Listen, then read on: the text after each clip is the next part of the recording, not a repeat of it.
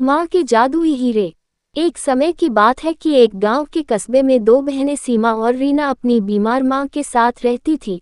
दोनों बहनें बहुत ही मेहनती थी। वह अपनी माँ की बहुत सेवा करती थी। एक दिन सीमा अपनी छोटी बहन रीना से कहती है, रीना तू माँ को दवा दे दे और थर्मामीटर से उनका बुखार भी नाप लेना, मैं गाय का दूध दोह रही हूँ। रीना उम्र में सीमा से छोटी थी, मगर रीना को ये बिल्कुल भी पसंद नहीं था कि उसे कोई काम करने का ऑर्डर दे। वह मन ही मन सोचती है, सीमा मुझसे बड़ी है तो क्या हर समय बस ऑर्डर देती रहती है और खुद दूध निकालने के बहाने आंगन में बैठकर समय बिताती रहती है। अब यहाँ इतनी सारी दवाएं रखी हैं, इनमें से माँ को कौन सी दवाएं दूँ, तो क्या मुझे सीमा से पूछना चाहिए? कुछ पल सोचकर वह एक कठोर फैसला करती है, नहीं, मैं इससे बिल्कुल नहीं पूछूंगी कौन सी गोली दूं। चलो ये बड़ी सी पीली गोली दे देती हूँ, माँ ने ये बहुत दिन से नहीं खाए। और रीना अपनी माँ को नींद से उठाकर वह गोली खिला देती है। वह गोली खाकर कुछ देर बाद माँ की तबीयत और ज़्यादा बिगड़ने लगती है, क्योंकि रीना अनजाने में गलत दवा दे देती है। ये सब देखकर वह घबराकर सीमा को आवाज़ लगाती है और कहती है, सीमा माँ की तबीयत अब ज़्यादा खराब हो रही है। सीमा के पूछने पर वह झिझकते हुए बताती है कि मैंने ये पीली गोली दी थी, जिसके बाद माँ की तबीयत खराब होने लगी। गोली देखकर सीमा निराशा से उससे कहती है, यह क्या किया रीना, ये तो तुमने गलत दवा दे दी। समय बीतने के साथ साथ माँ की तबीयत और ज़्यादा खराब होती जाती है, जिसका एहसास होने पर उनकी माँ अपनी दोनों बेटियों को समझाते हुए कहती है, रो मत मेरी प्यारी बेटियों, शायद मेरी जिंदगी में आज का दिन ही आखिरी लिखा है, और वैसे भी इस बोझ भरी जिंदगी का खत्म हो जाना ही अच्छा है, पर उससे पहले मैं तुम्हें कुछ देना चाहती हूँ। ये कहकर उनकी माँ उनसे घर के कोने में रखा एक संदूक खोलने को कहती है और फिर उसमें से एक छोटा सुंदर सा डिब्बा निकलवा कर उनके हाथों में रख देती है।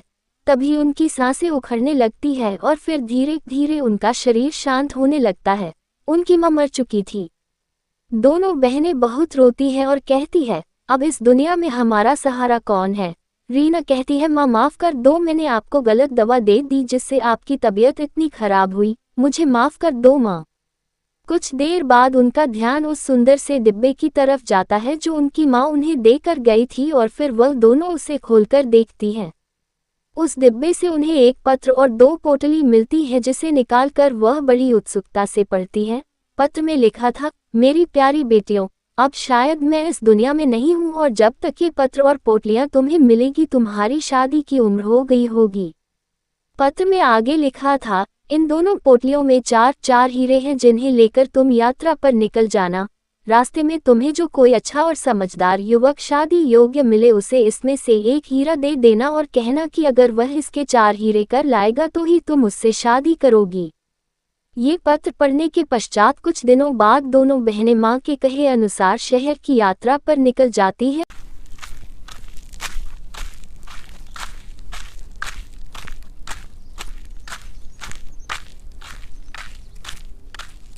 और रास्ते में सीमा को एक लड़का काफी पसंद करता है, तो सीमा एक हीरा पोटली में से निकाल कर देती है और उससे बोलती है, तुम जब इसके 4 हीरे कर लो तो आना और मुझसे दिए गए पते पर आकर शादी कर लेना। कुछ आगे जाने पर एक और लड़का मिलता है और रीना से शादी के लिए आकर कहता है। वह भी अपनी बहन की तरह उस लड़के को एक हीरा देती है और कहती है, जब इस हीरे से तुम 4 हीरे खरीद लो तो मुझसे आकर शादी कर लेना।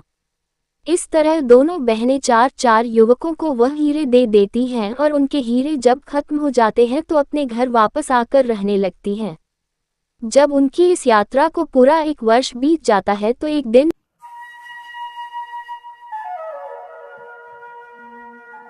रीना अपनी बड़ी बहन सीमा से कहती है, दीदी कोई भी लड़का शादी के लिए हीरे लेकर नहीं आया, ऐसे तो हम कुंवारी ही रह जाएंगे। माँ ने भी पता नहीं क्या योजना बना दी और इस तरह हमारे हीरे भी चले गए, अब हमारा क्या होगा? इस पर सीमा उसे समझाती है, रीना माँ ने जरूर हमारे लिए कुछ अच्छा ही सोचा होगा, पर फिर भी अगर तुम्हारा भरोसा डगमगाने लगा है और तुम चाहती हो तो शादी कर सकती हो।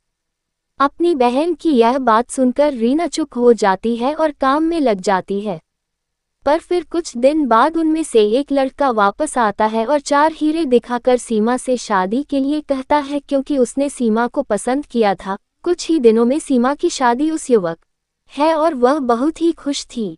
अपनी बहन सीमा की शादी के बाद रीना बहुत ही घबराने लगती है कि मेरी शादी का क्या होगा, लेकिन तभी एक दिन एक लड़का और आता है जिसने रीना को पसंद किया था। अब तो रीना की खुशी का कोई ठिकाना नहीं था और अगले कुछ ही दिनों में उसकी भी शादी हो जाती है। दोनों ही बहनों के पति समझदार और बुद्धिमान थे तथा उन्हें कारोबार की भी अच्छी जानकारी थी। उन्होंने उन दोनों बहनों से कहा कि हमने तुम्हारे दिए गए हीरे से आए पैसे को समझदारी से सही जगह निवेश किया और उसी से हमें इतना मुनाफा हुआ। जब उन्हें सारी बात का पता चलता है तो दोनों ही युवक उनसे कहते हैं, अवश्य ही तुम्हारी माँ बहुत होशियार होंगी जो निवेश की असली ताकत को जानती थी, तभी उन्होंने तुमसे ऐसा करने को कहा था। ये सब जानकार और समझकर सीमा बड़ी खुश होकर अपनी छोटी बहन रीना से कहती है, देखा हमारी माँ कितनी समझदार थी और हमारा कितना भला सोचती थी। अपनी बहन की बात सुनकर रीना भी सहमति में अपना सिर हिलाती है और अपनी बहन के गले लग जाती है। आज दोनों की आंखों में खुशी और प्रेम के निश्चल आंसू झलक रहे थे। इस कहानी से हमें ये सीख मिलती है, बिना सोचे समझे किसी के बारे में गलत नहीं सोचना चाहिए। वीडियो पसंद आए तो लाइक शेयर और सब्सक्राइब करें।